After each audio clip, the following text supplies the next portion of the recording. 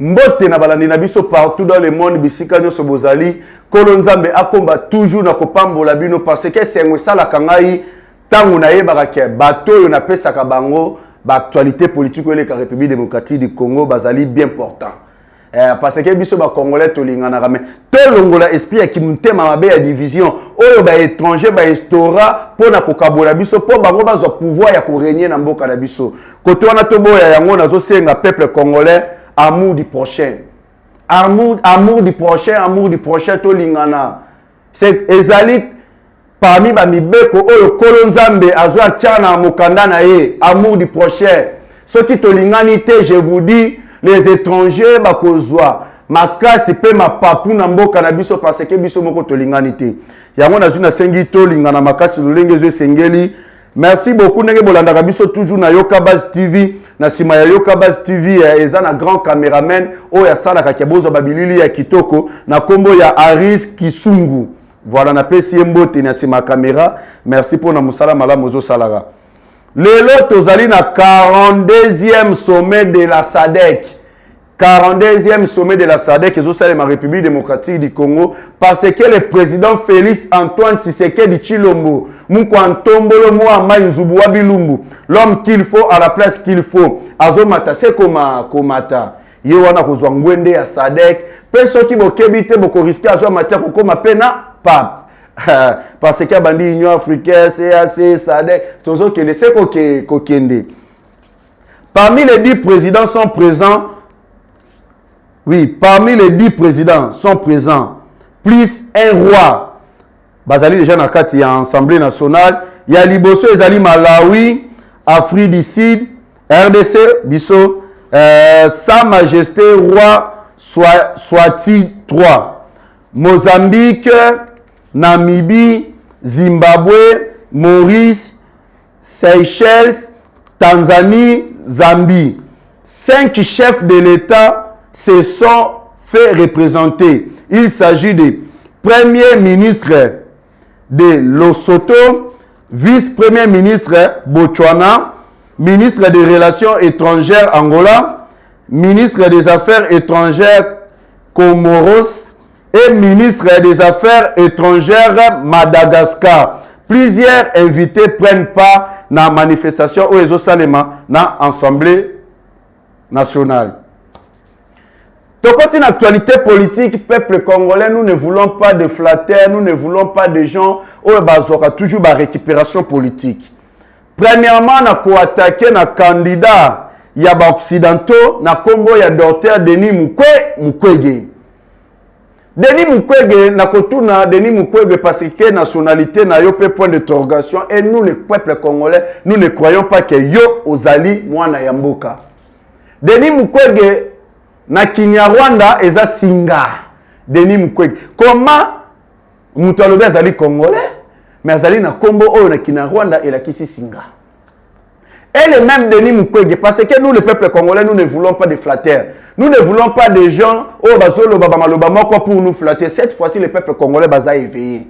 Denis Mukwege, après marche chez Salemaki, na bâtiment ya Monisco et Zalaki saccagé. Parce que ça, grâce à marche, ne vous te permettra qui, peuple congolais, peuple manifestant, va découvrir charte de la Monisco, dans l'article 25, où il y a charte na bango lobby. La Monisco, azali na pouvoir, azali na mission ya ko maintenir Afrique sous développement. Mukanda wana tomona ki yango preuve que la MONUSCO a qui pona aider biso mais les mêmes MONUSCO en train de dire que bazali incapable de combattre ba M23. Les mêmes MONUSCO bazali incapable de combattre ba rebelles, ba terroristes ADF, Ngomino, tout ba Kodeko. Et nous le peuple congolais nous avons dit comme tu t'es déjà dit que aux alliés incompétents pour combattre ba rebelles, oh biso chaque année, tu verses plus de 1 milliard pour la MONUSCO. Mais bon, ça, la Moussala et l'eau comme roté.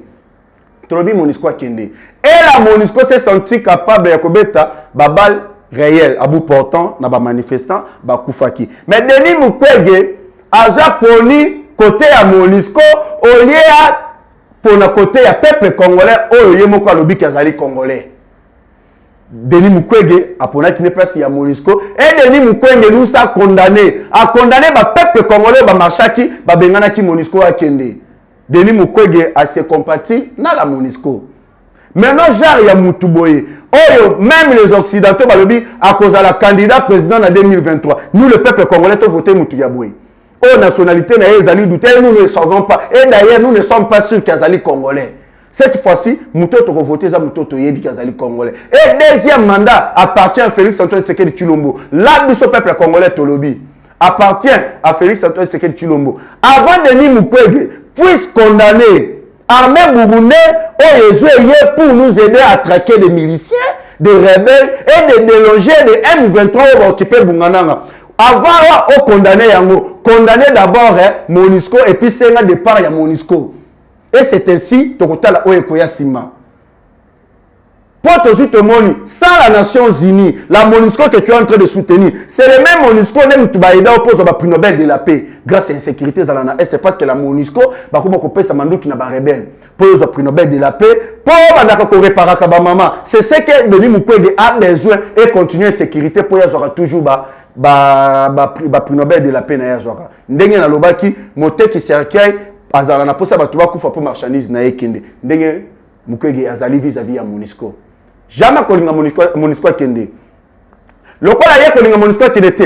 Pareillement là, les États-Unis d'Amérique. Les Américains ne peuvent pas accepter que la MONUSCO puisse quitter la République démocratique du Congo. Car les États-Unis d'Amérique, ya MONUSCO. Car les États-Unis d'Amérique utilisent la MONUSCO pour créer insécurité dans l'Est. Na kopé sakaba rebelle Manduki. Pour bango ba yibaka. Et tant que la Rwanda, petit Rwanda, Paul Kagame, Miyoto. Il a allié plusieurs fois Diaminga Goya Mounenete. Moutouana azali ko faire face na biso. Il sait que Rwanda a la capacité à combattre bisoté. Rwanda azali na makasi ya ko faire face na bisoté. Mais ce sont les Occidentaux, la communauté internationale, les Américains. Ba Français ba nyonso bazana sima Rwanda. Nyonso on a pour na ko pousser nini pour ba luka balkanisation.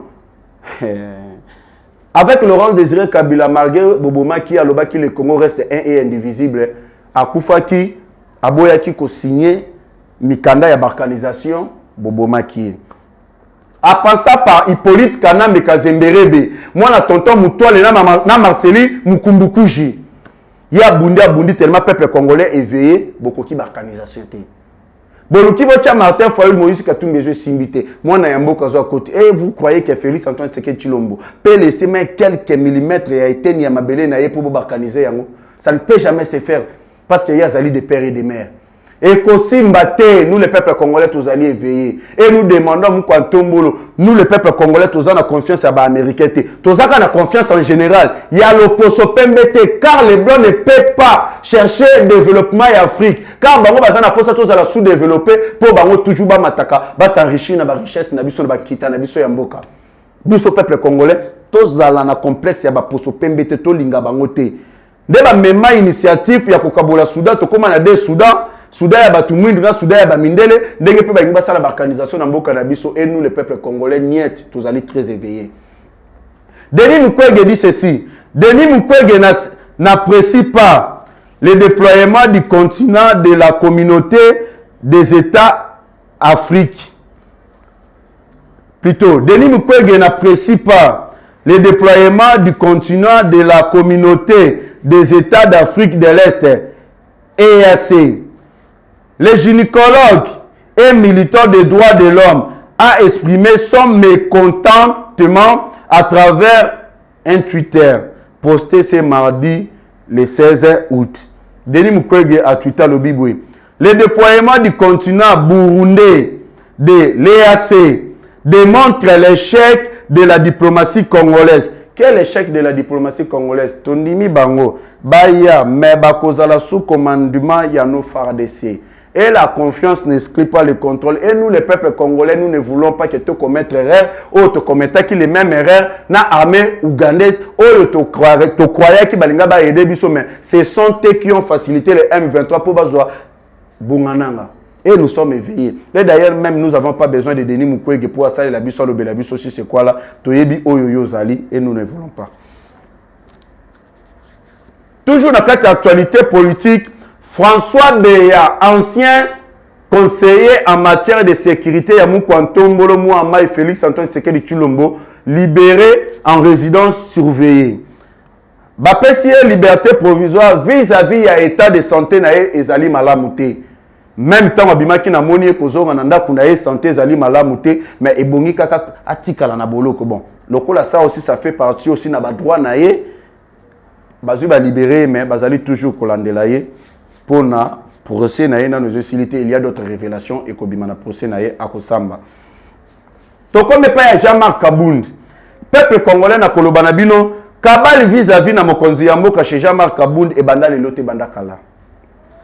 À l'époque, quand le président de la République, Félix Antoine Tshisekedi Tshilombo, akendaki Goma, Jean-Marc Kabound, alandaki chef de l'État, na ba militaire na veut dire la police ba asiraka sécurité na ye, ba komaki na Goma. Servir ya sécurité ezalaka kuna parce que avant, au poussa na presse mokonzi mboka zali, et sengeli ba contrôler ba arme nyonso la police bazali na yango ba enregistrer yango.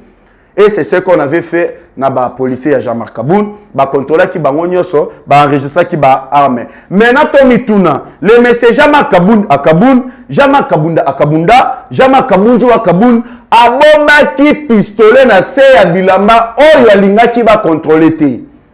Tomi Tuna, Jean-Marc Kabound koluka kokuta na chef de l'État obombi pistolet. Oyo lingi ba contrôler te, ba enregistrer te pour faire quoi avec vis-à-vis na mokonzi ya mboka. Bino moko bo mituna, kokuta na chef de l'État na pistolet boyi ba vérifier. Ezala ki pona mission nini. Et puis Jean-Marc Kabound à Kabound, Jean-Marc Kabunda à Kabunda, Jean-Marc Kabound à Kabound, na tamazala ki premier vice-président ya Assemblée nationale. Les messieurs en question, Azalaki na 20 policiers, oh, babandaki ko assumer sécurité nae. Et parmi les 20 policiers, il n'y en avait que 7 enregistrés et connus par la police congolaise. 7 ndebayebi. Les restes des policiers, batikale koye babangote. Batuana, bauta kiwapi, babimela kiwapi. Binomoko boku kako sosola. Qui est réellement les messieurs Jean-Marc Kabound, baplani na zalaye nango vis-à-vis na mokonzi ya mboka. Jean-Marc Kabound, avant na makala parce qu'il y avait une procédure, ba avocat na yeba kendaki na cour de cassation. Et pas il y a procureur près de la cour de cassation pour na kokota demande que ba pesa mutu na bango liberté provisoire. Bango ba belaka toujours soki ba kangi bango. Oh azala. Pour ça quitter c'est pour cela aza toujours na boloko. Et le monsieur a dit ceci. Ce qui a 5 ans détenu na prison makala memelaye marto soit libanga je ne sais pas point d'interrogation a mis bonzi na genou a lobaka o azali na douleur na genou sengela kene na États-Unis d'Amérique pour na ba traiter dans les pamba aux ala qui non normal diffamation outrage au chef de l'État accusation sans preuve walo zala ki bonne santé aux tambola normal normal bakanyo na nani boy comme malade aux États-Unis d'Amérique et vous quand vous faisiez vos trucs là bakangi bino et c'est seulement les États-Unis d'Amérique n'aiment pas la capacité à traiter bino pas ici au Congo okoti kalawana yo n'aime to se sentir qui capable et le président de la République na Tchad aloba kiango boy mutu oyo akoloba ngai le président de la République les garants de bon fonctionnement des institutions de l'État les commandants suprêmes de l'armée et de la police congolaise akobenga nga moyibi esengela za na ba preuve qui ne peut démontrer devant la justice. Ce qui a na preuve place na eko zana na prison ya makala. Ce qui prison ya makala et kotonda na batu ya lolenge wana ya lokuta tondimi etonda. C'est ce qu'a dit le président de la République parce que nous ne pouvons pas tolérer virer les quatre na mboka parce que le régime a Félix Antoine Tshisekedi Tshilombo bakanga batute. Mutazo finga azo sala bavir bakanga mutute parce que toi na régime a Félix Antoine Tshisekedi Tshilombo. Boko tuna ngolo. Sala nazo lingana la sabino révélation pour dire ya bato bazali koloba retour na aux affaires ya Hippolyte Kanambe Kazembere retour na pouvoir ya Hippolyte Kanambe Kazembere moi na tonton Mutwale na Marceline Mukumbukuji na mboka na biso aucun jour etikala jamais kosalima jamais qu'est-ce que Hippolyte Kanambe Kazembere abomi na mboka ote nini Hippolyte Kanambe Kazembere abomi na mboka ote même notre constitution est contre les retours au pouvoir ya Hippolyte Kanambe Kazembere akotikalaka toujours na titre na sénateur en vie pour azonga na pouvoir sengela kufa botama na identité sikape biso peuple congolais to bakisi azala congolais de père et de mère ndazongi na pouvoir ça wana atikala kozonga te Hippolyte Kanambe Kazembere a détruit Babylone nyonso malama kutaki na mboka o parce que pour la relater bino en 1997 Mobutu atikaki babato na Onatra 37 bateaux en 1997. Mobutu akendaki atikaki 37 bateaux. Pe Onatra bandaki kosala recette il y a 20 millions de dollars. Mobutu akenda atiki 37 bateaux na Onatra pe ba arriéré de salaire ezalaki te. Akendaki na nyongota bateau ya Onatra te. Entrée à Afdel. Oui, mais la kibiso malaya pe infiltration na mboka na biso. Malgré, je félicite même pe nazolo ba molema na epé manakimia Mousse Kabila parce que alobaki komwe kotika la moko pe ekokabwana te bakanisation zalaki contre yango. Mousse Kabila na 2001 il a tiki 32 bateaux. Moïse et plutôt Mobutu a laissé 37 et Mousse Laurent Désiré Kabila a laissé 32 bateaux na Onatra. En plus Mousse a Koufaki azalaki na ba arriéré de salaire ya bateau ya ba agent Onatra te. Akendaki na nyongo ya bateau Onatra te que son âme repose en paix. Na 2019 Hippolyte Kanambe Kazembe et moi na tonton Mutuale na Marceline Mukumbukuji o bobengaka Joseph Kabila Kabange.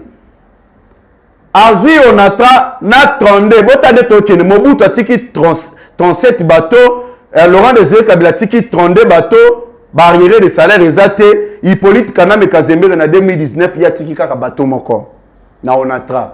Pe bateau moko ya za tiki na Onatra. Pe bateau moko ndenge nazali koloba tiki na Onatra. Bateau wana eza ya kobeba ba démarrer tambola lisusu te. Pe na Onatra za tiki bateau moko na barrière de salaire il y a 34 mois impayés ya baja ya Onatra. 34 mois impayés. Siko bolo ba mutabonga zonga na pouvoir o. OK jamais kotika la kosale ma kotika la kozonga te. Po ngomi nyonso ya mboka. Ba port na Onatra. Yaza ba bobi ba port na Onatra a commissaire ba port privé. Ezala mukanda o Mobutu aza tikaki. Alobaki ba port jamais ba kosala ba port privé. Na ba Onatra tout jamais ba kosala ba port privé. Ba port wana faut tika la société ya mboka. C'est ainsi même que assurer sécurité ya mboka. Ya bo mona ki sécurité na tango ya Mobutu ezalaki makasi. Félix Antoine Tshisekedi Tshilombo. Hippolyte Kanambe Kazembe atikeli bateau moko pe bateau wana en panne sala raté. Atikeli na 34 mois ya barrière de salaire ya baja Onatra. Félix Aye, na 2022, sous régime naïe, 20 bateaux na Onatra prêts à naviguer. Pe barrière le salaire ya baja Onatra ba komi kozwa bambongo na ba komi kozwa bambongo. Siko mutu ya bongo biso ba congolais ba o bazali conscient ba o bazali je ne sais pas quoi dire bazali influencé pour des $10 des $5 pour na ko trahir mboka na bango bazali kolanda batu wana bazali kolanda batu bazu babomi mboka. 18 ans à Hippolyte Kanambe Kazembe, les années qui 18 ans à destruction systématiquement, à détruire Mboka Nabiso. Maintenant, nous, les peuples congolais, comme conclusion, en 2023, nous allons voter que Félix Antoine Tshisekedi Tshilombo. Parce que Azali ko construit Mboka Nabiso. Congo Mobimezali chantier. Banzela partout bazo sala. Bon les kabotamboula partout bazo sala. Ezala na bandundu, Mbujima ikuna bakasa ikuna nyoso wana bazali ko sala. Ba Équateur, ba Matadi tout partout, Lubumbashi partout bazali kosala. Kolwezi, Katanda tout bazali kosala. Congo est en chantier. Nzela Mobimba bazali kosala. Si vous mutu ya bongo et vous, je ne sais pas si vous êtes animé par la sorcellerie inconscient, boluko watika. Yazali de père et de mère et tokozala naï. Félix Antoine Tshisekedi Tshilombo, 2023 président. Félix Antoine Tshisekedi Tshilombo, 2028 président. Tokokena même ti na 100. 2100, toujours président. Nous, le peuple congolais, nous avons décidé ainsi pour notre pays et à la construire le Lengue Sengele parce que c'est lui qui a la volonté de construire notre pays. Bolandaki annonce le gouvernement à Lobaki. Sur 48 diocèses, notre gouvernement va débloquer 48 millions chaque diocèse va 1 million de dollars, 1 million de dollars. Moi, je me pose la question. Je me dis, Église catholique, Bazali na mbongo ebele. Église catholique, Bazali na ba étendi ebele. Église catholique, mbongo kotaka. Maintenant, 48 millions na chaque diocèse, c'est pour en faire quoi? Au mbongo wana bazwa yango, baba kiselango non militaire qui souffre en l'est, o Bazali kokufa botika famille na bango. Pour na eteni ya mabele mais ba ki ndoko pesa ngona église catholique pourquoi faire là je ne sais pas eza décision du gouvernement bango moko bazui ba yebi tango bazui ba yoki ke chaque diocèse ba kozwa 1 million de francs congolais, 1 million de francs, plutôt 1 million de dollars, 1 million de dollars. Nde bozui boyoki sur 48 diocèses. 48 millions de dollars, 1 million de dollars, 1 million de dollars dans chaque diocèse. Toyoki Mbalamoko 5 a changé discours naïe. Identification na recensement. La 5 veut être rassurée du retrait des étrangers des fichiers électoraux. La 5 a sali à lobby. Denis Kadima, nous la 5, nous voulons du retrait de étrangers nyoso. Balongwa na fichier électoral comme ça ba o bazaka de père et de mère de ba candidature na bango ezala accepté. To féliciter idée wana parce que na moni ba pasteur 5 église catholique balandi verset biblique on a une appelé ça qui bango ya Deutéronome verset 15 et sali makam. Deutéronome verset 15 des pères et des mères Noël Chani azwa eza biblique.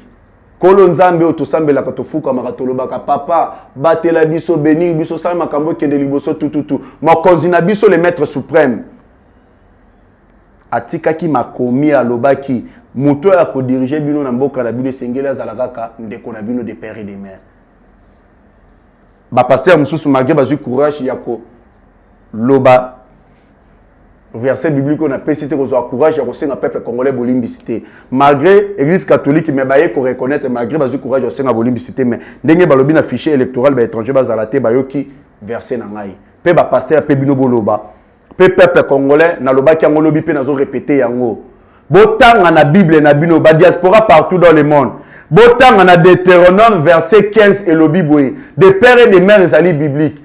Le roi biso to tchaki ba étranger ba kamba biso yango mboka o développer makamyo se bandaki kukufa makamyo simbate malédiction sur malédiction pe bato ba soutenaka ba étranger na mboka na biso pe ba diriger biso bato wana bazali maudit de génération en génération parce que bazoto se makomi ya nzambete.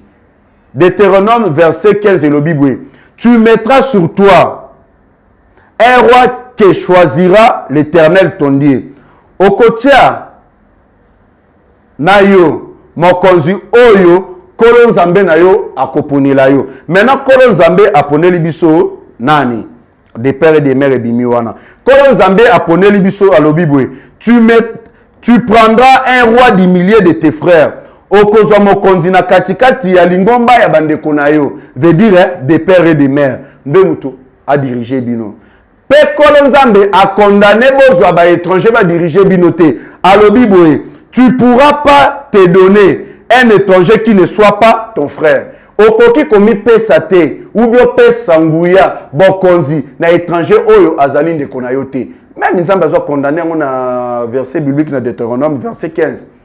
Tu mettras sur toi un roi que choisira l'Éternel ton Dieu. Tu prendras un roi du milieu de tes frères. Tu pourras pas te donner un étranger qui ne soit pas de ton frère. Et ça biblique. Vedi peuple congolais to sosolato e balolenge ni tozali kotambola moto a diriger biso azala toujours azali ndeko na biso pour na to respecter makomi ya kolo nzambe. Sur instruction du président national de l'ECD Martin Fayulu na mibeko epesami epaya mokonzi ya ECD Martin Fayulu alobi boye mama Marie oya finga ka chef de l'État, oya finga ka la première dame, oya finga ka ba autorité ya mboka, lokolo finga ka. Lokolo sala ka ba bavik ba infraction. Lokolo la kisaka éducation ya mabe na ba itandoike. Biso la muka lokolo tozali parti ya ba valeur te, parti ya ba anti-valeur, na une commission au cadre ya ECD. Martin Fayulu comme si maman Marie Massé Miwana o babenga ka mama soki nyo salito afinga ka chef de l'état tout a commission au cadre ya ECD sous instruction du président national de l'ECD Martin Fayulu. Maman Marie Massemi devient au cadre de l'ECD. Elle était juste la militante. Moi je me dis quand vous voyez une maman âgée de 69 ans oyo bana mike bako baby c'était mais normalement à cet âge là yene mtako baby sa bana mike mama wana za mutu moko sengeli a prêcher ate ya bana a éduquer bana bomoni jour bakanga ki mama na alobi loko mususu na la police alobi loko mususu et pas maman Denise alobi loko mususu tant maman Denise a payé enveloppe azongi nanda kune de vos kitoko na presse penge l'homme à la morphologie rwandaise basengi mbongo maman na pe alobi le romusus conférence de presse devant alobi le romusus ceux qui tozo kenda lobi plus de 8 makambo et la maman je me suis rendu compte rien que kota la eboe azali animé par la sorcellerie inconscient le quoi ba matisi yo ba commission au cadre na décidé pourquoi ba Martin Fayulu ba ngomba finga raté il faut se poser la question ba Martin Fayulu pas ni ba finga raté parce que de critiquer c'est normal ça fait partie de notre Namibé comme cannabis, on peut critiquer, mais pas des injures. Yes, finga raponani. Tomituna. Et plutôt, Martin Fayulu a finga raté ponani. Ba devos qui toko tout, ba proche a finga raté ponani. Mais ba zuyo ba sacrifier au mbeka. Ce qu'on finit notre justice, ba kokanga âgé de 69 ans au Kota Boloko. Jamal 80 ans à Kota Boloko. Il y a aussi des mineurs au bazana Boloko. Oh, bazo sale pas na bango bako sala te mais bazo linga ba sacrifier mbeka. Alors moi je demande na mobali ya maman Marie bana nae protégez votre maman car le SIDA est en train de sacrifier votre maman. Maman Nabino azana boloko kuna en train de souffrir à robela au risque ko fait la kuna et vous c'est le moment ya ko secourir muto avant qu'il danger eya. Parce que ba tchebongo ba opesser ba micro ba no finga. Et ça danger pour na maman Nabino c'est le moment. Na ko pesa bin exemple moko. Même Satan qui vous pousse dans l'homosexualité. Bon, un exemple, Diaboulou, Oyazali Kotindi Kabino na homosexualité. Lui-même n'est pas homosexuel. Comme exemple, Nyoka Akendaki Koluka Adante, mais Akendaki Koluka F. Bo Sosola. Bo Sosola. Diaboulou, Oyazali ko pousser bino na homosexualité. Yemoko Azali homosexualité. Bo comprendre. Nyoka, pour la nina kendaki et pas ya Adante na jardin de Deme a kendaki et pas ya F bo sosola maman na soko sosolité place les alina boloko etalio. Je félicite notre FARDC parce qu'il y a eu plusieurs jours depuis Bunganang ezala qui occupé par nous par les rebelles de militaires armés rwandaises oyo bazali ya Kigali ba M23 Bitumba ezala qui stoppé. Et là, comment ils ko sale maté. Mais les FARDC ont décidé il y a qu'on répondre à Bitumba, il y a qu'on bandali sous Kobunda pour que ces rebelles monter en puissance à notre FARDC détermination. FARDC babanda qui derrière mokola lobby et yinda qui makas. Au Pessimboa mboa boyi. Les FARDC très déterminés à récupérer Bungananga viennent d'attaquer simultanément les positions du M23 dans le groupement des Bouenza, localité de Tanda. Et plusieurs éléments M23 sont morts et plusieurs munitions récupérées par l'armée congolaise. Merci nos FARDC. FARDC, bazongi si Bitumba, pe bazali déterminé ya ko récupérer Bungananga. Ba attaquer position ya ba M23 na groupement ya Bouenza, na localité ya Tanda. Plusieurs rebelles ya M23 bakoufi pe plusieurs munitions. Et ça récupéré dans l'armée congolaise nos FARDC. Merci nos FARDC. Le col il y a eu une perte lourde aux côtés du M23. Et les M23 va salir sortie médiatique ba lobby. Les rebelles M23 demandent de nouveau le dialogue avec le gouvernement congolais, un dialogue direct. Cette sortie médiatique intervient quelques heures après la reprise des hostilités par le FARDC qui a créé plusieurs morts du côté du M23. Ba rebelle M23 bazali kosenga loko la FARDC abomi batu na bango ebele ndenga zongeli Bitumba pona ko récupérer Bungananga. Batu ya ba M23 bakufi ebele ba rebelle wana. Siko ba M23 bazali kosenga dialogue na gouvernement congolais. Bazo senga dialogue direct après avoir ko bungisa batu ebele na attaque ya no FARDC. Et nous tous après à dialogue, tous après à dialoguer na binote car dialogue est à couper sa force na ba faible. Nous allons vous démontrer notre force. Tokola ki sabino détermination na biso et Bungananga nous allons les récupérer. Lokola bo banda qui déjà kozwa à partir ya ba joba wana bozwa ba minéraux na biso et qui ndaka direction Rwanda na Kigali kuna na usine raffinerie ya or oza na Rwanda au état de siège et bloqué ba minéraux na biso bimalesusu na kimoyibité. Au état de siège et là qui ça même piste d'atterrissage na kati ya Zamba avion qui t'a remis ma minéraux na biso qui na yango na Rwanda. Nandenge pe Uganda bayiba comme état de siège et bloqué ba biloko wana nyonso. Ndebo moni Paul Kagame a réactivé Bitumba, États-Unis d'Amérique, la communauté internationale va soutenir Paul Kagame. Nyonso wana pour na baba ndo yiba ba matière na biso na nzela ya Rwanda. Pe bozomona Martin Fayulu azobima zoloba. Oh, nous demandons d'abord à Félix Tshisekedi atika koloba makambo zoloba wana a récupérer bungana nga palongola état de siège. À quoi gêne Martin Fayulu na état de siège Tomituna? Car Martin Fayulu aussi ça semblerait aussi qu'il y a un groupe rebelle na est état de siège ndenge bazu batie moyen bango ba yiba ba minerais zate. Vous voyez même des généraux ba construire ba immeuble ba construire na régime Hippolyte Kanambete. État de siège est bloqué qui moyibi na bango. État de siège est dévoilé là qui si biso batu ba yiba ba minerais na biso batu ba créer ba insécurité ezali ba M23. Maintenant ce qui état de siège est longwe ba longoli pe na ba M23 na. Batu wana ba banda ko yiba sans que biso to se rendre compte que bazali ko yiba. C'est ce que Martin Fayulu veut pour pas continuer ko yiba sans que biso to yiba. Mais biso to lobi état de siège ko zala toujours maintenir. Les FARDC continuent à pilonner les positions de M23 et ils ont récupéré une position de M23 vers Tamungenga. FARDC bazali toujours ko continuer toujours ko bunda contre M23 pe ba récupérer position ya ba M23 où ils allaient vers Tamungenga. To soutenir notre armée. To soutenir nos FARDC, to soutenir le président de la République Félix Antoine Tshisekedi Tshilombo. Oh, tu peux faire un deuxième mandat pour Namboka Nabiso et Tongama et Koma plus beau qu'avant. Parce que y a des de père et de mère. Pe Nazali Ming Kosenga merci na Eric Nindu, le communicateur du chef de l'État, pour na Moussala Malam Ozali Kosala, pe pour na confiance Ozali Kola qui vis-à-vis na chef de l'État. Merci beaucoup na Moussala Obandi Kosala ya Malam, Moussala Zosala ya Malam, pe Ozali confiance à chef de l'État. Bino Batutozala, Bino Bosenga, Bozala Pembe na Mokonzamboka pour réussir tout action. Sans oublier Topin Kabongo, par sec particulier du chef de l'État. Par sec particulier ya Mokonzamboka, Félix Antoine Tshisekedi Tshilombo. Topin Kabongo.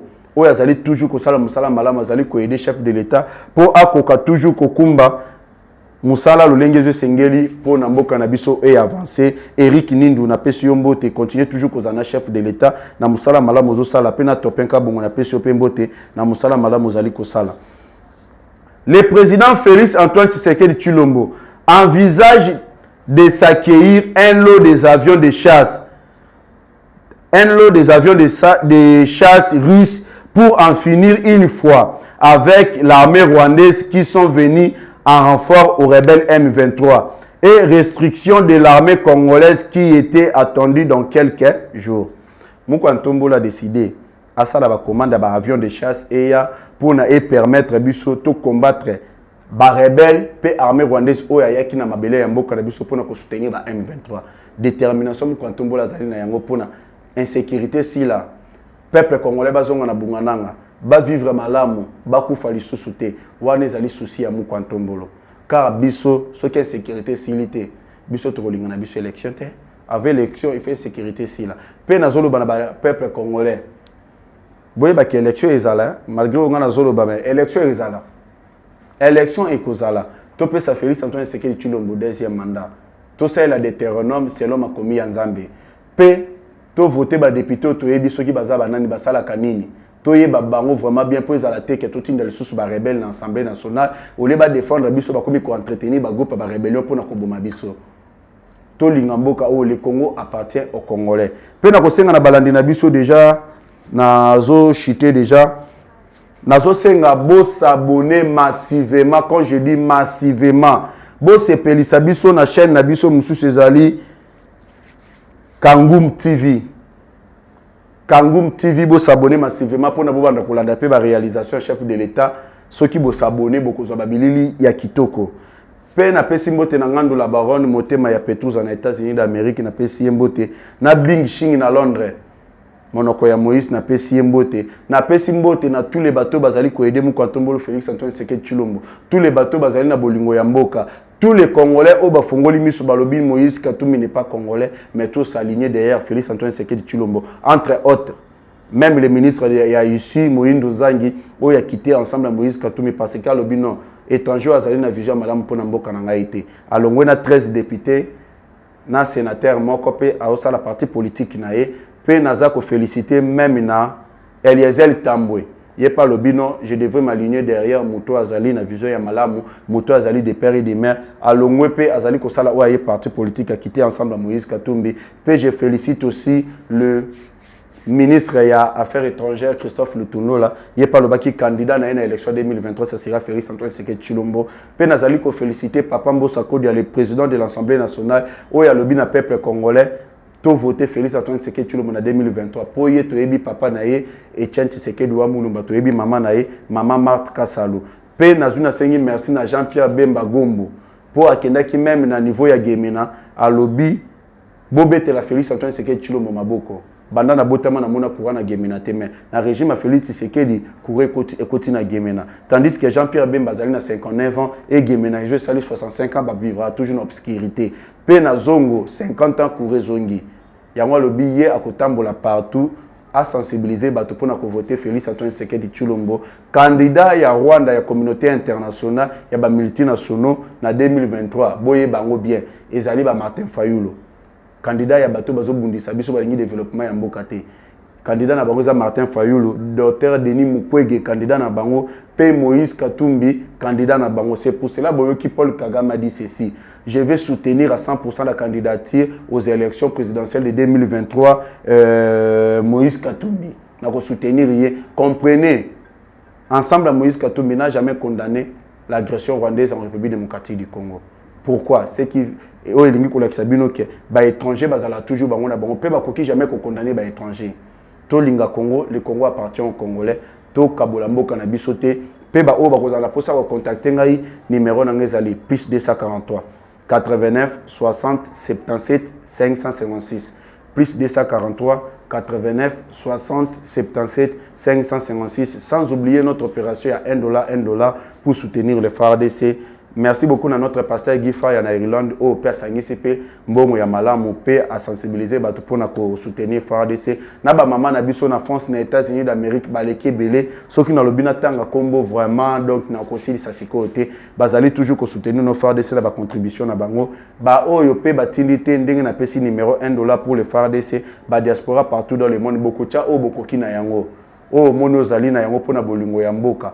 O yozo mono zali na yango. Pour nos FARDC au bazali ko bunda na fond bazali ko défendre teni ya mabele na biso pe pona ba famille na bango oyo bazali ko tika la bamibali bazali ko kufa to soutenir bango 243 89 60 77 556 plus 243 89 60 77 556. Merci beaucoup, que Dieu vous bénisse. Bye.